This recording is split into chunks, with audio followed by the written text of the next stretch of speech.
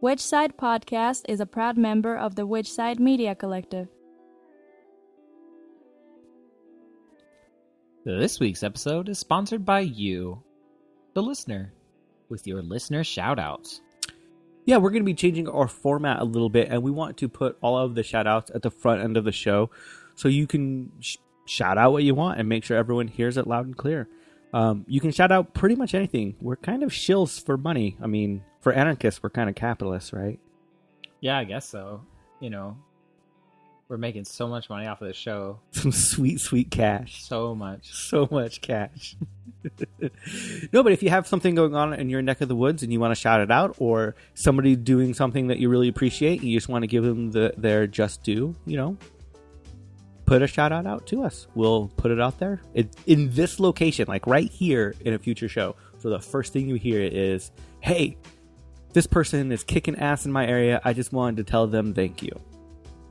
Or, hey, this organization has this really awesome event that I want everyone to know about. So just go to whichsidepodcast.com, click on that shout out button, and find out how you can shout out.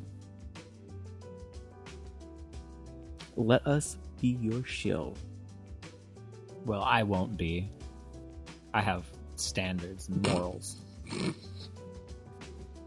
whichsidepodcast.com.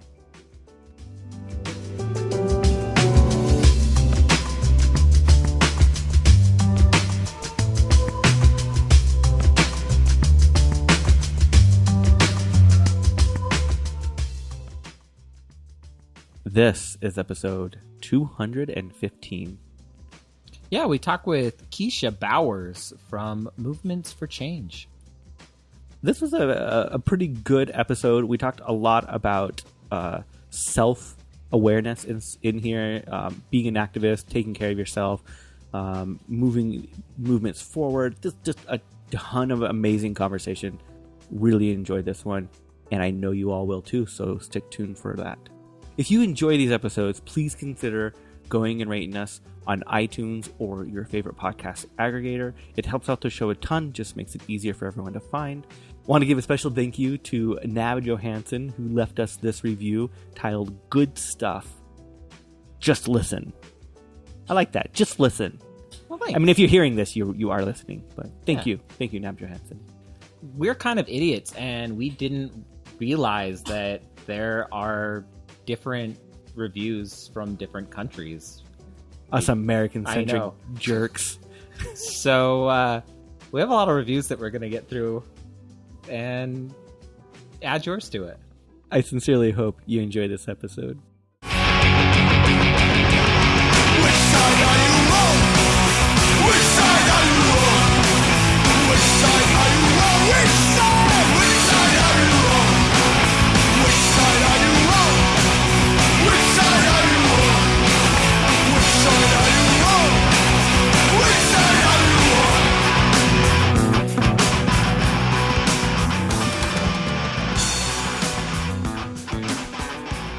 So, how's your Sunday going so far? It is going very well, actually. I'm actually getting a lot of surprises from being able to speak with you all. And then I got another phone call. So later on today, I'm going to actually be on the radio, a local radio station here. Oh, cool. Yeah, so I'm excited. I feel a little under the weather, but I'll be okay. So, give us a little bit of background about yourself. Like what brought you into activism and where you're at? Oh, okay. So feels like such a long story, but okay. So I grew up. I'm from White Plains, New York, originally, and I grew up in the '80s. And my father was into activism. And his father was into activism, coming from Jamaica. And I actually come from a family that was heavily involved in the Garveyite movement, Marcus Garvey. Mm-hmm. So I don't know if you all are familiar with him, but his teachings, just talking about Black liberation and, fighting against oppression and injustice. And so my grandfather was heavily involved in that. And so my father adapted it. And so I grew up, in the culture, just about using a voice, going against oppression, going against oppressive states. And then wellness was heavily involved because my father was a Rastafarian, so he was a vegetarian. So, my dad actually went away to Alaska when I was a child, and he worked in the Alaskan pipeline where there was an oil spill with ExxonMobil. Mm-hmm. So he did that kind of work. He was like really heavy into activism, and so I adapted a voice naturally just from being around my father and his movements. That leads me to a question I always have. So I have a 10-year-old daughter, and I'm always curious, how do we make sure our youth pick up the activism, right? So it sounds like you were raised that way. So yeah. What are some good pointers to make sure that our youth do continue that activism, move forward, and don't get pushed away from it? That's a real magical question, because I've thought about it, but to have this kind of conversation is really cool. And if I think about it in retrospect, I'm a mother of 3 as well. And, I remember my daughter and I, we've been involved in the Animal Rights Foundation of Florida here. Like we standing in front of the circus, picketing. Mm-hmm. And so I think that getting children involved is so important. I think that's the very first step. People think learning is linear and classroom driven, and it's not. Learning is very, very messy, and it requires movement, and it requires activity, and it requires engagement. So having that conversation and getting them involved is so pertinent. Do you see any common mistakes that activist parents make, or that maybe you saw growing up? That would kind of push the youth away? Forcing it upon them is definitely something that will push them away. And again, I think back about my father. He unfortunately, I lost him 2 years ago, but he was such a magical person because he wasn't about what the books say and how to do it by what, have it written down and have this order. He was just naturally being who he was. Mm-hmm. And so naturally the people who surrounded him just evolved in that direction. He was just that person. And I think when you're true to whatever it is that you're going to represent, I think your children will see it as a natural and it will become a part of who they are. And I think a big mistake is just trying to force anything, any ideology, any way of life, any activist movement. Forcing it on them is definitely something that won't bring them any pleasure. And just allowing them to be free to be a part of whatever they want to be a part of, Mm-hmm. I always feel a struggle where I feel like I'm trying to teach like my daughter that the world should be this way, but it's not. So, like it's almost like 2 different ways of living. Like you have to live in the world, but we have to live how we want the world to be. Absolutely. And that's key, because they're going to go out into the world and they're going to be exposed, but they're also going to teach people. And I think there's beauty in that too. It's like, again, it'll become natural. It'll be who they are, and people are going to learn from them as well. So you were kind of raised with this being around activism, so it was nothing new to you. How did you find your own voice inside of that, though? Oh, that is a powerful question. You're a good interviewer. That is a power. So I feel teary-eyed and everything. That's very key, and that's going to require some depth. Let me see. So I was raised in activism. I grew up with my father for a large part of my formative years in White Plains. And then I moved to Florida with my mother, she had a different lifestyle. It was completely different. It was like really, really, I can't even begin to emphasize how it was completely different. My dad was a vegetarian. My mother wasn't, and their family backgrounds were different. And so I had a struggle. There was some pain body that was involved in my childhood, that I had to recover. And I don't know, I had a massive awakening, and the awakening, it was, I guess we're always evolving as people, we're always evolving. So I can't really pinpoint when the awakening just took a leap, mm-hmm. But I have 3 children. I will tell you, my first 2 children were born by C-section. I was cut open. I had planned home births, Both my children were cut open. And my third child, I worked through a lot of pain that I was carrying from my childhood. And I sat with myself. I sat in my darkness. I sat with everything that I was running away from, because there was a time in my life where the activist person and the vegetarian and all these things, they were just badges that I used to cover up my pain, and they were driven by ego. They weren't really who I naturally was, even though they were going to be a part of my evolution. And so when I had my third child and I committed to having a vaginal birth, I had to sit with everything. I mean, I got off social media. I disengaged. I literally went inside and sat with my darkness, and I did not know that there was a beam of light waiting for me.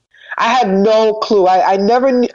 People always saw this great stuff in me, and you're going to do this, and I just never believed anyone, because I was struggling. I was suffering from low self-esteem, low self-worth. I felt inadequate.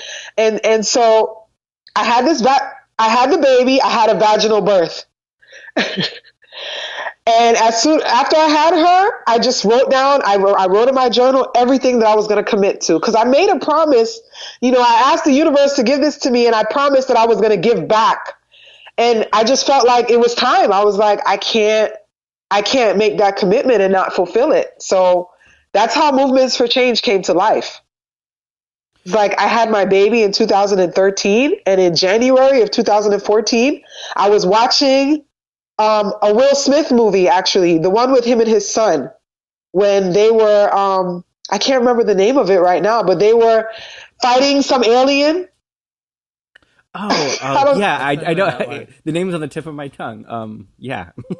Do you know it? Okay. Yeah. Mm-hmm. And he did a monologue. There was a time when the alien was going to attack Jaden Smith, and Will Smith was not capable. He couldn't get to him, but he was able to speak to him remotely, like on a walkie-talkie almost. Mm-hmm. And he did a monologue about fear and how, the monster can smell your fear. He can't see you, but he can smell you. And I mean, it's wild how this whole thing totally impacted my life, but it was like a trigger. I don't know what happened. Like some button was pressed, and I stopped watching the movie, and I went online to sunbiz.org, and I registered my business. I just went online, registered my business. I didn't even have a format. I didn't have a platform. I didn't know what direction I was going to go in. I just knew that it was imminent and it was my time, and I needed to take action. And that's how the name Movements for Change came to life. Because in order for you to have change and transformation, you have to have movement. So you do all this, you register your website, you don't have any real path. What's your next step moving forward? Because my next step, this was January 2014. So my next step, okay, so I'll give you a little bit of background, though. I didn't know what I was doing. I really had nothing, but I had been working in activism. I actually worked for the Urban League. I was a supervisor at the Urban League of Broward County, which is a civil rights organization. Mm-hmm. And I used to create programs in the community surrounding economic development and building self-esteem in inner city communities. So I had something, because you remember my dad planted a seed. Mm-hmm. So it didn't evolve, but there was something there. And in December of 2013, which was a month prior to me watching the movie and doing this step, I did this community event where like 200 people came, and it was a vision board workshop. And it was my very first time doing something independently and on my own. And I got a taste of what transforming a community felt like independently, and I was hungry for more. And so January, I saw the movie, I registered my business. What was next was to allow and surrender. I promise you, I'm not making this up. I sat down and I wrote in my journal, surrender and allow. And those are my two words, allow and surrender. And I was like, I don't know what's going to happen next, but I did my vision board. I knew what I wanted to attract, but I didn't know how I was going to get it. Sure enough, like 2 weeks after I registered my business, I got a phone call from like a large community organization. They came to the event that I did in December. They needed somebody to do like a wellness workshop and teach people how to eat healthy and, all this kind of stuff for women. And I was like, I didn't even know what I was doing, because I've never done that before. And I was like, sure, yeah, I can do it. Yeah. I'll do it. Yeah. And I went ahead because I knew what I was asking for. You remember, you got to have a vision, mm-hmm. or else you won't know what you want to attract. everything starts with a thought. And I'm constantly telling people thoughts are things. And every thought that we possess, which we have 70,000 thoughts every day, every thought that we possess has a physical manifestation that is matched up to it, right? So I had already laid the foundation. I had a vision. I knew what I wanted to attract. So when I got the phone call, it was kind of like, oh my God, this is alignment. This is what it looks like. I'm going to go with it. I went to that event. Somebody at that event hired me for another event. I went to that event. Somebody from that event. It just started to spiral. It started to spiral. And for like the first year of my business, I was just getting hired to go into community events. I still had a job. I still had a 9-to-5, but on the side, I was just doing these events and doing these workshops, and, you know, people were hiring me. And I no longer wanted that. I was like, I want more. I'm tired of working for someone. I'm tired of doing this thing on the side. I want to be fully gainfully employed for myself. I just want to, and the next step, the evolution just kept going on and on and on and on. It never ends. One of the things you mentioned is that you were doing a vision board workshop, and honestly, I've really only heard vision boards associated with Oprah before. So can you go into a little bit about what vision boarding actually is, what the purpose of it is, how it relates to activism? Sure. Okay, so activism, we want to look. Okay, so you can look at it as micro or macro, right? So activism on a micro level is with the self.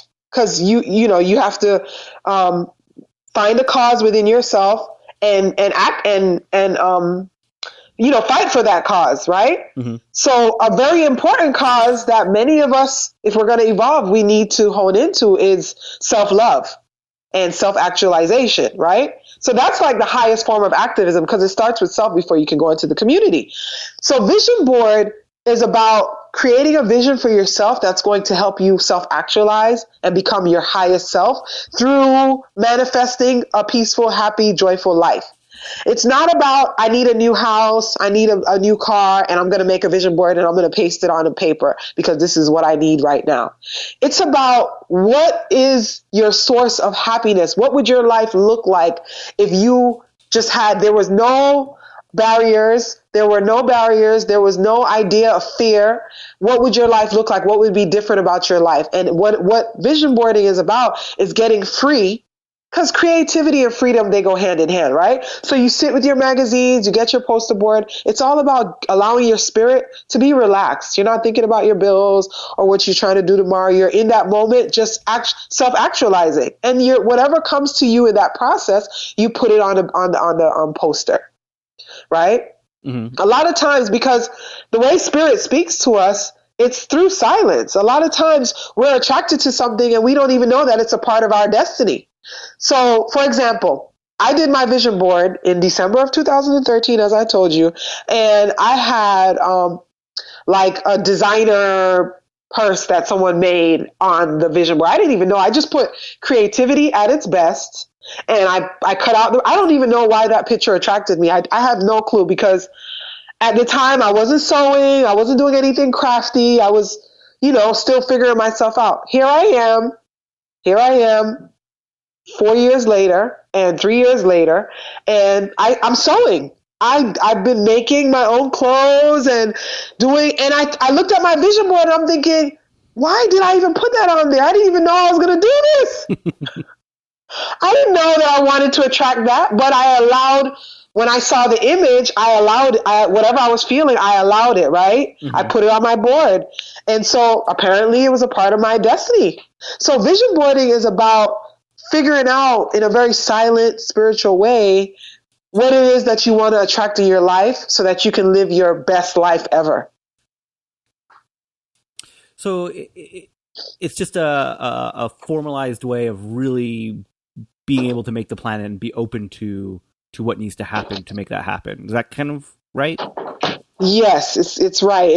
It's something that's visual, because when we write down or when we create an image, the brain is real image. It likes images, right? Mm-hmm. That's why we live in a world where marketing and media is so popular, because you see something and if it's red, you're hungry. So when you create that image, you're signaling the cells in your body to attract that. It's like you're looking at it and it makes it more real. What's interesting about that is when it comes to like a campaign, it's easy for me to visualize all the steps that need to happen and lay them out and then make plans to make all these steps happen to see the campaign into reality, right? But when it comes to my own life, that's like a complete failure of that. Like I never take any of the learnings of progressing activism forward into my own life, and I would venture to guess a lot of activists are probably in very similar situations because we focus so externally that we don't take the time to focus internally. And it's funny because I work with clients because, I have a practice and I work with all kinds of people. I work with people who are involved in activism. Many of my clients are involved in activism. And I always introduce to them the idea of internal activism first and internal transformation so that it can, it's from inside out, But a lot of times whenever we don't feel as if we have the tools to quote unquote correct whatever we have going on, it's real easy to disregard it and just go outward because, like you said, the answer to make this thing happen on the outside. Mm-hmm. Yeah. When you give those lessons without giving too much away for free, like what are like the first steps that you really have people take to have that self-realization and looking inwards towards the self? Okay, without giving too much for free. Well, yeah, of course. Yeah, I mean, No, I'm just joking. That was funny. Okay, so what I do is I start with core beliefs. Mm-hmm. I ask my clients to explore core values about who they are, because a lot of times we have subliminal messages that we're carrying from our childhood. So if you were psychologically unseen as a child, you have a core message that your voice doesn't count, or that, you should be silenced or hushed on a micro level. So even though in front, you remember when we're out in public, it's real easy to become someone that we're not. So a lot of times you may have someone who's really good at being vocal and fighting for a cause, but when it comes to their own cause, they don't have that voice. Mm-hmm. So I go into deep-rooted core beliefs and value systems from childhood experiences. What message were you given about who you are, right? Who are you? Who were you told to be? Because a lot of times we're on autopilot. We're reacting to the world around us and our families and our work relationships based on what we were introduced in our family of origin. So I'm really big on exploring messages that were received through family experiences. So, now that can take several sessions. You know what I mean? That's because a lot of times people are not capable of sitting down and identifying, oh, this happened, so maybe that's why. As a therapist, that's why I'm there to help them understand what that incident may have done to them. So what were some of your core values being raised that you've had to look at internally? Okay, and I'm very transparent about my transformation, and I talk a lot about. So there's double layers of understanding because my dad was doing a lot of work on me. I guess he knew something I didn't know. I always say he was so magical. I guess the seeds that he planted in me, they were going to manifest at some point. He knew. I had no clue because I was definitely struggling with feeling inadequate and fear. I was definitely struggling with feeling like if I asked for something, I would get it. Because my core values and the messages that I got were that if you ask for what you want, then you're being a little bitch. You know what I mean? Like, and this is not from my experience with activism and my father. This was other experiences. It was kind of like, you don't ask too much. You don't bother too much. And so I had a core belief where that muted me. It made me feel that, asking for too much, you don't ask for what you want because you're not going to get it, basically. You know what I mean? And so that was something that I had to push through. And how does that manifest in adulthood? You're afraid of hearing no. You're afraid of being rejected. You're afraid of being abandoned. So you become a people pleaser. You become someone to make whoever in your environment, instead of being a thermostat, you're a thermometer. You become whatever your environment requires. So you lose sight of who you are when you're operating from that place. And so that's I had to unlearn those habits, which that's every day. That's a whole life journey that you never arrive at any point, Mm-hmm. Damn, I feel like I'm just in the middle of a therapy session now. So I know, it's okay.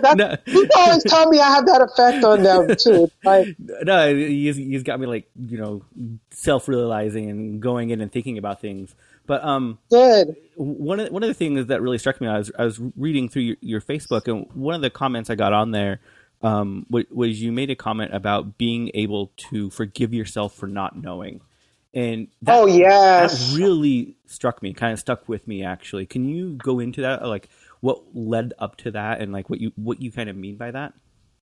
You did your homework. That's cool. Okay, so I advocate with my work and my clients. I advocate thoroughly for self-forgiveness. It's something that I emphasize so much. I think everyone is like, all right, yes, Keachia, we got it. Self-forgive. Because you're constantly evolving. The person who I was yesterday, I'm not that person today. So you have to keep self-forgiveness in the forefront of your brain, or else you can lead to depression, anxiety, all kinds of low vibrational emotions that lead to, mental health challenges. You want to remind yourself each day, which self-love and self-forgiveness, they go hand in hand. You got to be compassionate with yourself. You got to nurse yourself, because you may say something that you didn't think deeply enough before you opened your mouth, and it may have hurt someone. And what do you do in that space? If you're conscious and aware of yourself, you have room to apologize, right? Mm-hmm. And if you do apologize, you have room to walk away and say, you know what, I'm okay with that, because I'm only human, and every day I just have to forgive myself because I'm constantly learning. It's like reparenting, mm-hmm. which is another thing that I talk about a lot. It's like reparenting and learning because I always say your parents' voice becomes your voice when you're an adult. When they're no longer around, their voice is now yours. And depending on what was given to you from that voice, it could be detrimental to your emotional health. Oh, sorry.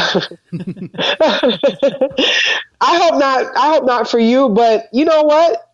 Even if it is detrimental, it's okay, because we have the power and the ability to reparent ourselves, to heal, and to move on. I love the term that you're using, the reparenting. So often we use the terminology like call each other on our shit and things like that, which isn't like a encompassing, like nurturing term, right? When it really should be a nurturing environment, because we all are products of our environment. We are making mistakes because our environments are not perfect, right? Absolutely. So yeah, I really love the idea that that terminology, reparenting. And there's a book that I have that I'm still in the process of completing, but I reference it a lot, and it's called Growing Yourself Back Up. Mm-hmm. And it talks about microaggression and other character traits that you may have, like, suppressed anger and how it looks, and that when it shows up, how important it is for you to nurture yourself. And there are small signs of anger that we don't really recognize as anger, like nail biting or biting in the jaw or passive aggression, sarcasm. Those are all sister experiences to anger. Well, you just described me, so... Shit. Oh, really? I'm sorry. I know we're supposed to be talking about activism and veganism, and I'm so sorry. I know I'm so sorry. But I'm glad that you're conscious and aware of yourself, and that you're capable of just saying that, So looking at let's take the animal rights movement, looking at the animal rights movement right now, what is something you see inside the movement that you're just like, this should not exist, or you just wish wasn't so prominent inside the movement itself? Oh, in animal rights? Ooh, Yeah. I don't know. My daughter, I mean, we're surrounded by animal rights, and I really love the movement. I mean, I have affiliation with the Animal Rights Foundation of Florida, and I have a workshop that I host called Vegetarian 101, Transitioning to a Healthy Lifestyle. And they actually sponsor that event for me, and they participate. They give me a lot of resources in it. And they do an amazing presentation about, the farms, the animal, factories, the farms, and what's happening. I don't like dogma at all. I really don't like dogma. And I think sometimes there can be dogma in the animal rights movement, where people can be like so angry at other people who are not as compassionate towards animals. Yeah. I'm still evolving in my own activism. I started out as a vegetarian, and I don't know if you saw. How did you all hear about me? So I think Mari actually found you through Black Vegans Rock Instagram. Okay, because they did a feature on me, and they asked me to write about my transformation into veganism. And I was really transparent because I was a vegetarian for 20 years, and before I came into veganism, and which is very new to me.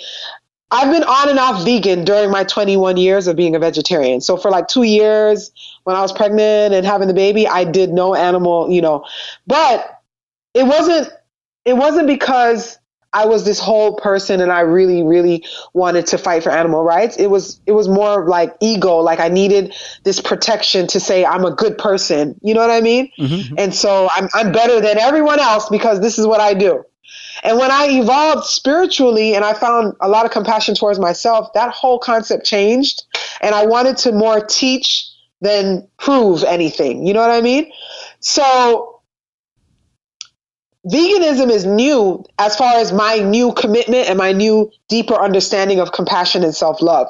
I will say maybe a year old. You understand? So I'm still taking baby steps towards evolving. Like I still have I have a pair of leather shoes that I'm looking at like, oh my gosh, nowadays, which 3, 4, 5 years ago, it wouldn't mean anything to me. I would be like, so what, I don't eat it, but I'll wear it. And now, so you're constantly evolving as you grow and mature and you learn new information.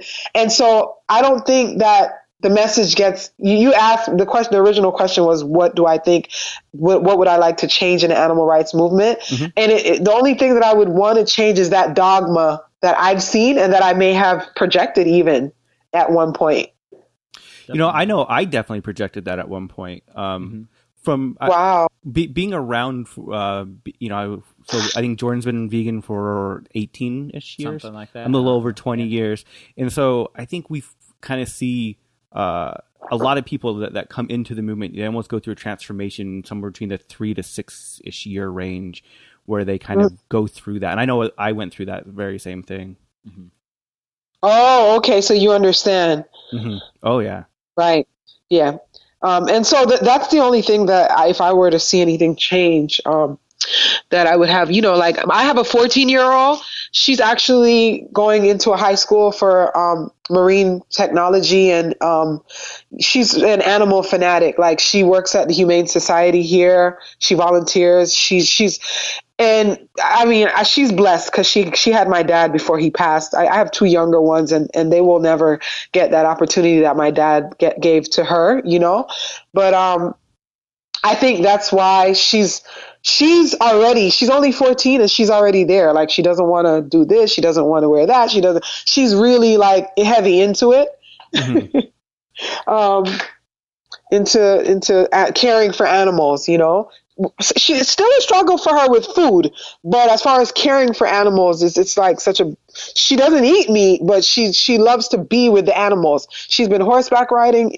I see her. She just is a lover of animals, and I get to talk to her because she's so young about these same issues that we're discussing, so I could plant that seed. Like not everyone is going to be where you are, and you're going to also grow, so you don't want to be mean to somebody else who's not on your level. Like we have these conversations.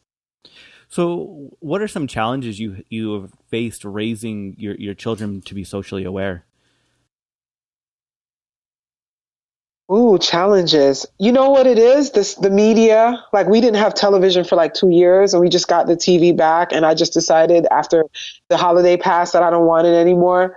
I just feel like the television, the media, and her peers, she goes to currently she's going to a public school where she's, she has friends that are not on the same page. Mm-hmm. It's not just about food because we're really alternative across the board when it comes to spirituality. We're not Christian. And sometimes the other children who are, they'll say to her, "Oh my God, you don't believe in Jesus?" Mm-hmm. Just having to teach her, but I think I don't want to consider that a challenge either, because I think it's the world. We have to have a balance. You're going to deal with that. You have to know how to speak for yourself and then keep it moving. Don't take anything personal. Like we have our little lessons that we discuss, I love that you don't want to view that as a challenge because, like you mentioned, like being Christian, we face the same problem. We're in a very Mormon area, and my daughter is obviously we're not raised. I shouldn't say obviously, but she's not Mormon or not raised Christian at all, and so she gets that same backlash, and I've always viewed it as a challenge because she's had friends that she's not invited over to their house because of it. She can't go to parties because of it. Yes, I've gone through that. So I love that you're saying that's not we shouldn't view that as a challenge. We should embrace that. We shouldn't. Yeah, I love. We shouldn't. We need to. That's also something that I work with my clients through, how to transform experiences. Right. So if we add value to experiences, like good or bad, we're setting ourselves up for like depression. You know what I mean?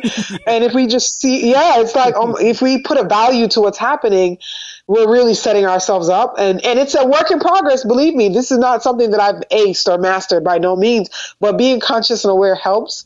And if we could just see experiences as just experiences. Did I lose you all? No. Okay, no. I was just thinking. I love that. Yeah. Yeah, you can see them as experiences rather than challenges. Another thing that we have to confront. And I'm going to share something with you, and I'll text you the link because we're on YouTube. But in 2015. I was volunteering at my daughter's school. She went to a school in a very conservative neighborhood in this suburb where we live. And I was volunteering at her school. I called my husband to come and volunteer so we can rack up on the hours because my dad had just passed and we were traveling a lot and we missed out because in that school you have to get volunteer hours. Mm-hmm. And when my husband arrived to the school, they wouldn't let him on the campus. And my husband wears a turban because, the Rastafarian headdress. Mm-hmm. And they wouldn't let him in the school. There was a lot of havoc. It was not a beautiful thing. Wow. After I had several conversations with the principal and the staff, I wasn't pleased with the end result. Again, this is my father's spirit in me. And I've worked, because I've done so much work in the community, I know a lot of political figures and people here in South Florida, and I called Help Me Howard Finkelstein. He is on Channel 7 News. It's a local news station here. He has a program called Help Me Howard where he comes out and he actually helps you resolve an issue and lets you know what steps you can take legally to address it. Mm-hmm. And how about they covered our story? And not only did they cover our story, but they did a lovely 7-minute little mini clip about the Rastafarian culture, how peaceful it is, that we're about love and healthy living. And it was really, really nice. I was very pleased with the end result. But what I want to say to you is that when my husband and I went out in the community, so many fathers came up. I mean, this one man came to my husband crying, asking for his autograph because he said he experienced it so much, having dreadlocks or having his child have locks in her hair and dealing with the rejection and the looks and the issues that they never had the guts to stand up. And people kept saying to us, you all represented so many families. You understand? Mm-hmm. For me, that was like the supreme activism. Like if I empowered someone else by having a voice, then I fulfilled my purpose. Yeah. So it's on YouTube still because Channel 7 News, they have it on YouTube, all of the programs they did. And it's still there. Yeah, send us definitely that link. interested in checking that out. We'll put it in the show notes as well for everyone, so everyone can check that out. Wow, yeah. It's still mind-boggling to me that those type of situations arise. You know, Yeah. like, it just blows my mind. Yeah, I know. I feel I was blown away. It's funny because they told my husband to leave the campus and I stayed because I was finishing up my hours. And when I got home, he looked so drained. You know, he was tired. He was like, I'm so drained at what just happened. And I'm so taken aback that this is still happening in this day and age. And it just made me think that you just got to put on your armor of love when you're out there, because these things are going to show up. So moving forward, outside of like the animal rights movement, like let's look at like the larger social justice movements around. What are some things you wish seeing happen in either those movements or towards intersectionality between movements that you don't really see happening? Oh my gosh. Whew. I mean, in the mental health, big pharma, I really want to see a strong movement against big pharma and drugging people, you know. Mm-hmm. In the addictions world, I mean, I want to change the language around addiction and stop calling it, you know, look at the behaviors instead of trying to label people, you know. Can you go a little more into that with addictions, like when you talk about like the labeling? Addiction is attachment. It's people need something that makes them feel safe. They need something to attach to. Saying someone is addicted is trying to like throw like you're the problem and now we're going to give you this label because you're such a bad person. Addictions is deeply rooted in pain body. It's about, I feel so empty that I need something outside of myself to fill this void. And so I have an attachment situation. I have a need to feel attached to something that's going to make me feel better because I don't think I'm strong enough to make myself feel better. And if we could just change the perspective, I think we could change how we're treating people. Okay. You know, because there's a lot of addictions. It's not just about drug. There's sex, there's gambling, there's internet addiction. You know, it's just anything that can get that dopamine going. But I do like my dopamine. I like mine too. I do.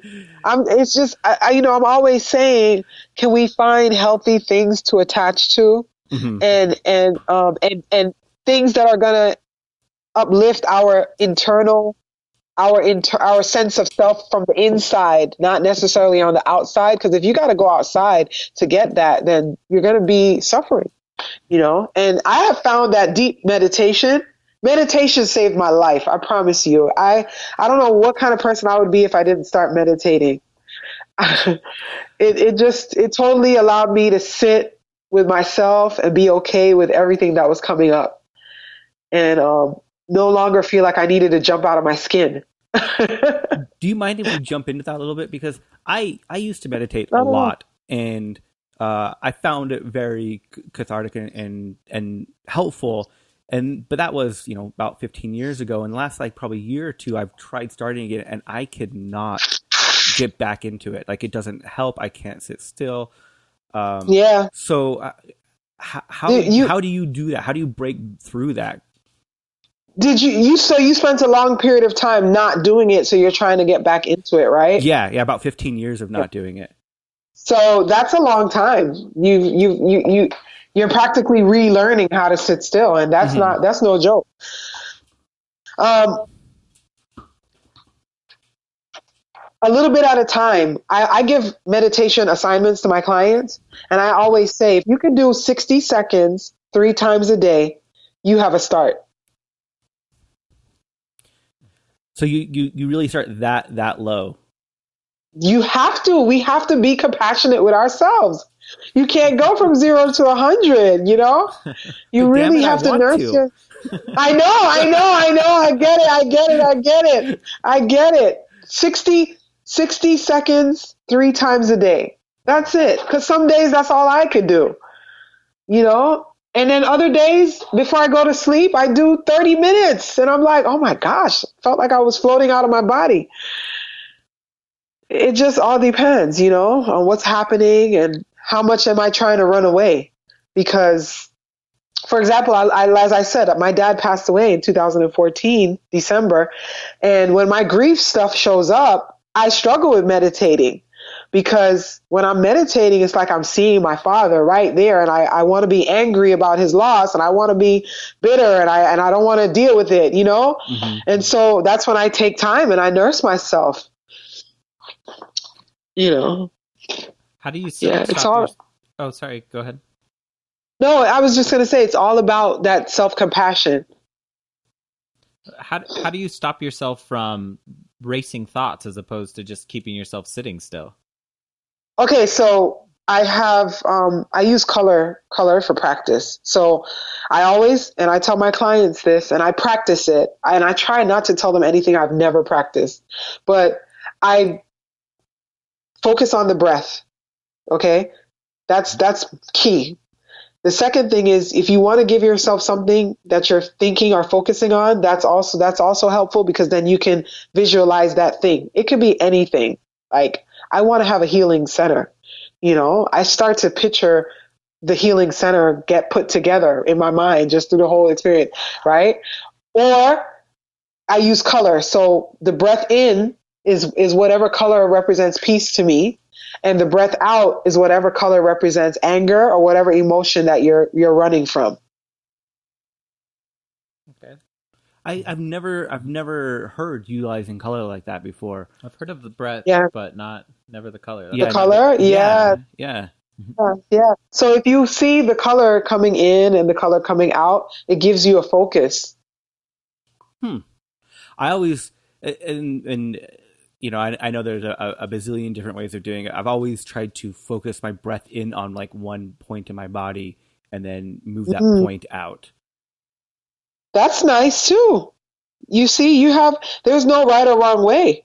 I mean, I do the body work because I know that low vibrational emotions, all emotions, we hold them in our bodies, right? So I always, like for myself personally, I try to channel where am I feeling the most tense? Because if I'm feeling tense in that area, it's likely that anger, you know, lack of forgiveness, all those low vibrational emotions that I'm pushing through, they're stored there. So when I'm doing the breath, I'll actually visualize the color moving through that part of my body. So you said like you feel like meditation has just done a ton for you, right? Yes. What other, like, do you have any other daily practice things you do either around wellness or self-care that you recommend for other people? I do. And I think ritual is very important. Ritual just means a routine that's healing, right? Mm-hmm. So I think it's important to adapt something that, you know, this is something you're going to do every day. So some of my rituals are journaling. Now for this year, I have a new ritual that I'm implementing and I'm really excited about, to read 30 pages a day from a book, 30 pages every day. A book that's empowering, of course, or just any book, really. The deep breathing, 60 seconds, 3 times a day. Also, I give myself like baths. I know that sounds crazy, but for me, being a mommy of 3 and a wife, taking alone time and sitting in water just feels so good. And I'll make up my own bath. Like I'll wash myself with honey or molasses, or I'll get white petals and put in the water, or I'll get my favorite oil and drop in the water. And just paying attention to every detail of literally dropping. I will even count the drops just so that I can be present and in the moment. So you turn like the idea of drawing a bath into an actual ritual itself. Yep. I do. I love that idea. We've talked about this on a couple recent episodes about how new movements lack ritual. Like, and you know, you can look at that's how organized religion has really gained a strong taking us foothold. away. Yeah. Yeah. And Because what organized religion has done is people are like sheeple, like they don't have to think. It's like you just do this and then you're going to get to wherever you're going to get to be happy. And that's not what we are about as people. We're ritualistic. If you look at tribal, Native American and even West African tradition, Yoruba, Akan tradition, it's all about ritual. It's all about doing this practice and bringing people together and having a community where you worship and honor your elements. And, I spend a lot of time by the ocean. I'm fortunate to be in South Florida where I get to go and, sit with the water and have that moment and look at the elements and all of that. Organized religion is definitely taking that away from us. Yeah, for sure. Yeah, it is. It really is. But I was just thinking how lucky you are to be in an amazing area like South Florida. It's probably just beautiful all the time. Well, we're backwards now with a lot of political and social activism and all that kind of stuff. This is no cakewalk. The whole damn country's backwards. Yeah. I know. Man, listen. Oh my gosh, you couldn't have said it any better. What are we gonna do? It's just. At least you have good scenery. Why everything's backwards, right?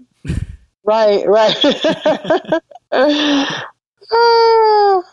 That is funny. So, sorry, Jordan. I was going to say, to change it up a bit, I'm curious, when you were growing up, what kind of activism were you attracted to? Oh, well, definitely when Nelson Mandela came to New York, my father, when they freed Mandela, because, he was incarcerated from apartheid South Africa, my dad was heavily involved in that. My father was heavily involved with anything that was about uplifting the Black community and teaching Black people to love themselves. So that was it for me as far as activism. I was exposed. I loved it. I mean that and drum, like dance and drum, because I actually am a dancer. And it's like, oh, that's not an activism, but to keep culture alive. So my father was a cultural preservationist. And I think that is a form of activism in and of itself. He actually was on radio shows and he talked to people about loving themselves, loving their skin, because we're in a society that was like, you turn on the television, you don't see anything Black. You look in the corporate society, you don't see Black entrepreneurs, Black business owners, especially in the era that I was growing up in. Mm-hmm. So to have my father keep that voice going, he didn't care about what people thought about him.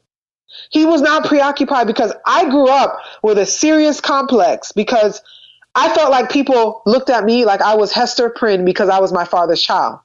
Because everybody just thought he was just weirdo with a beard.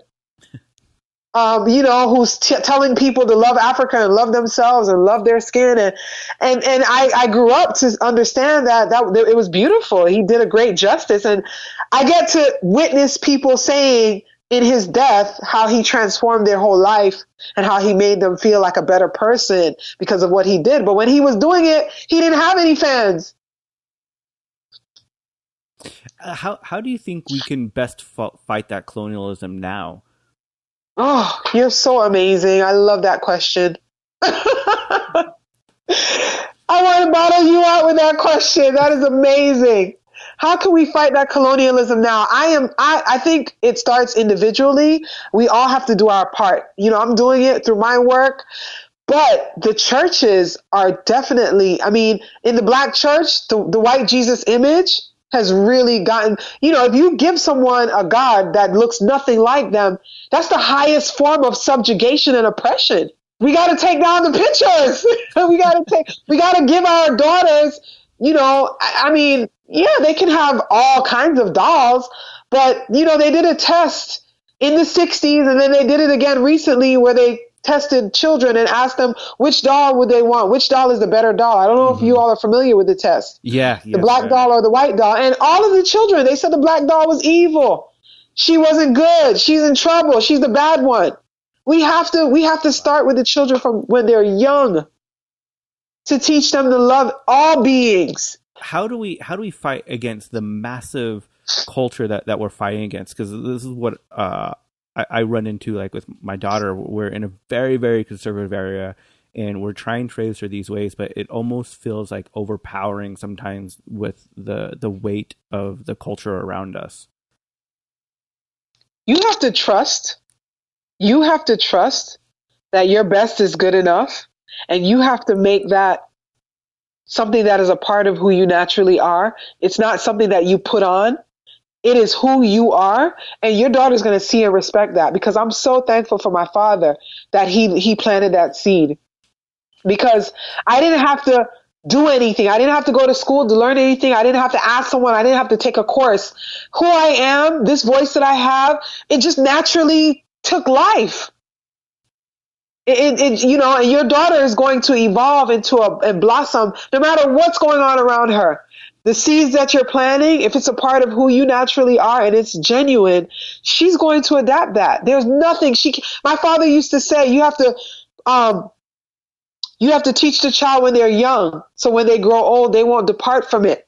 He said you have to bend the tree when it's young, and you're bending that tree. It's not about being against something. It's being for. You see, if we change the perspective, because I once had that attitude when I first, got into activism and I was maturing and I started my family, and it was like, I'm going to prove to these people that what I'm doing is right. And then I realized that was ego. You know what I mean? And it was coming from a place of lack. So when I transformed, I said, I'm going to just be who I am. I don't have to prove anything. And be comfortable. My goal is not to offend anyone. It's just to be who I am. And so creating that natural walk.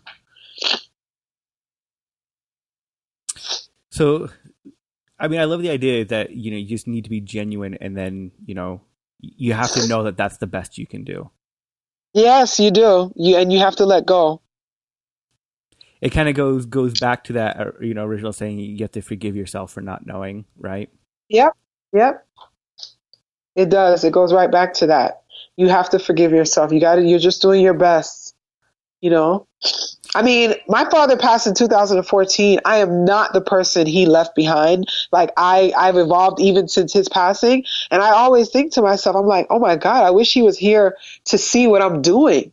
I wish he was here. He would be, I was fortunate. I had a big event in South Florida where I screened a film dealing with colorism and addressing it. And, my dad was a part of it, and he spoke to the crowd, and he was able to so he saw the birth of where I was evolving into. And I always think to myself, he had to have known all along. He had to have known. There's no way he couldn't have known, because he wouldn't have stuck to his guns. It's like my father never backed down. He spent so much energy teaching me about who I am and that my voice mattered. And that's the best. Well, thank you so much for spending some time with us today. What are some ways that people can find out more about your organization and get involved? Yeah.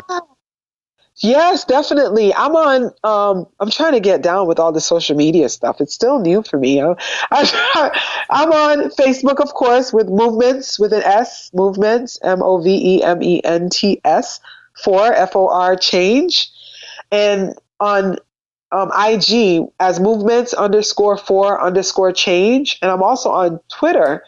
I had to abbreviate it, but it's MVMNTS. Number 4, change, Movements for Change. And I abbreviated Movements, MVMNTS.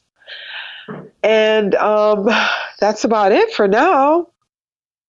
Well, I was just going to say, we end every episode saying, fuck, shit, damn. Would you mind saying it for us this week? I sure don't. Any opportunity to say fuck, shit, damn, I'm going to say it. Fuck, shit, damn. I love it. This week you heard With Rainy Eyes by Emancipator. Right now you're listening to Baba by Mux Mole.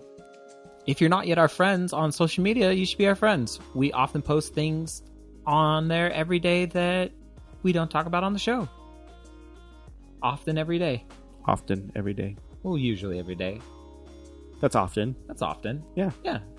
And while you're doing that, if you're going to be purchasing anything on the evil website, Amazon.com, there's a way that we can get a kickback from that.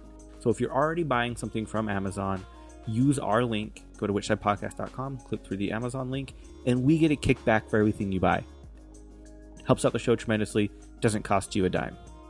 Yeah, totally transparent here. We don't get very much from it, but they get less. They get exactly. Yeah. So if you're already buying from them, give them less, give us a little.